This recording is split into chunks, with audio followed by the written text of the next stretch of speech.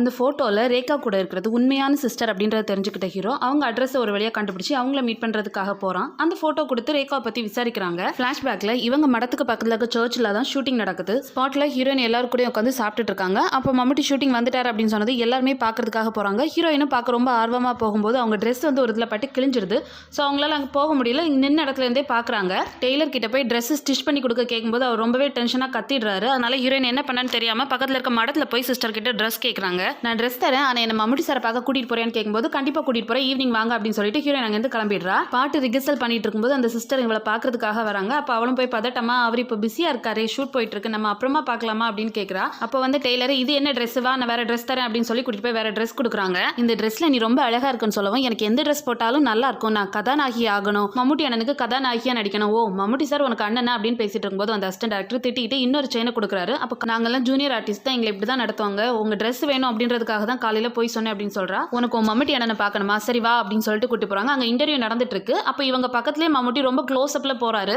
அதை பார்த்தோன்னே ஹீரோயின் ரொம்ப ஹாப்பி ஆகிடுறா. கரண்ட்ல அவங்க ஃபேமிலி பற்றி ஏதாவது தெரியுமான்னு கேட்கும்போது இல்லை ஃபேமிலி பற்றி எனக்கு தெரியாது, பட் நாங்கள் ரொம்ப க்ளோஸ் ஆகிட்டோம் அப்படின்னு சொல்கிறாங்க. நைட்டு ரிகர்சல் நடந்துட்டு இருக்கு. அப்போ சிஸ்டர் பார்த்தோன்னே அவங்க பக்கத்தில் போய் எனக்கு நாளைக்கு மம்முட்டி சார் கூட ஒரு டயலாக் இருக்குன்னு நினைக்கிறேன் அப்படின்னு ஹாப்பியாக சொல்லிட்டு மறுபடியும் ஓடி வந்துடுறா. அதுக்கப்புறம் டேக் போகிறாங்க. ஷூட்டிங் நடந்துட்டு இருக்கும்போது பயங்கரமாக மழை வந்துடுது. அதனால ஹீரோனை வச்சு எடுக்கிற ஷூட்டிங் இன்னைக்கு ஸ்டாப் ஆயிடுச்சு. ஸோ நீ என் கூட மடத்துக்கு வா அப்படின்னு சொல்லி ஹீரோயினை மடத்துக்கு கூட்டிட்டு போயிடுறாங்க. மடத்தில் இருக்க மற்ற சிஸ்டர்ஸ் எல்லாம் இன்ட்ரடியூஸ் பண்ணி வைக்கிறாங்க. அதுக்கப்புறமா நைட் எல்லாரும் சேர்ந்து சாப்பிட்டுட்டு ஹீரோயினுக்கு தனியாக ஒரு ரூமில் தூங்க வைக்கிறாங்க. காலையில் ஆஃபீஸ் ரூமை க்ளீன் பண்ணும்போது அங்கே இருந்து அமௌண்ட் எல்லாமே காணாமல் போயிடுது. இதனால மதன் சூப்பர் நைட் அங்க வந்து தெரியாத பொண்ணை கொண்டு தங்க வச்சனால மொத்த திருட்டு பழியும் என் மேல போட்டுட்டாங்க அப்படின்னு ஹீரோ கிட்ட எக்ஸ்பிளைன் பண்ணிட்டு இருக்காங்க. ரேகாவோட எலும்பு கூட தான் என்ன இங்க வர கொண்டு வந்து, ஆனா இதோட முடிவு இப்படி இருக்கும்னு நான் நினைக்கலன்னு சொல்லிட்டு ஹீரோ அங்க இருந்து கிளம்பிடுறாரு. அந்த பக்கம் வின்சென்ட்டும் பிரான்சிஸ் தடத்தில் அப்படின்ற பேர்ல இருக்க எல்லாரோட போட்டோஸுமே கலெக்ட் பண்ணி செக் பண்ணிட்டு இருக்காங்க. ஹீரோ கொஞ்சம் டீடைல்ஸ் கலெக்ட் பண்றதுக்காக மடத்துக்கு போகும்போது அன்னைக்கு ஹீரோயின் நடந்ததையும் இன்னைக்கு இவர் நடக்கிறதையும் மர்ஜ் பண்ணி காமிக்கிறாங்க. சிஸ்டர் முன்னாடி இங்க வேலை செஞ்ச ஒருத்தரோட பையனோட டீடைல்ஸ் கொடுக்குறாங்க. நானுமே ரேகா யாருன்னு தெரிஞ்சுக்க விரும்புறேன் அப்படின்னு சொல்றாங்க. ஹீரோ அந்த அட்ரஸை செக் பண்ணும்போது ஏற்கனவே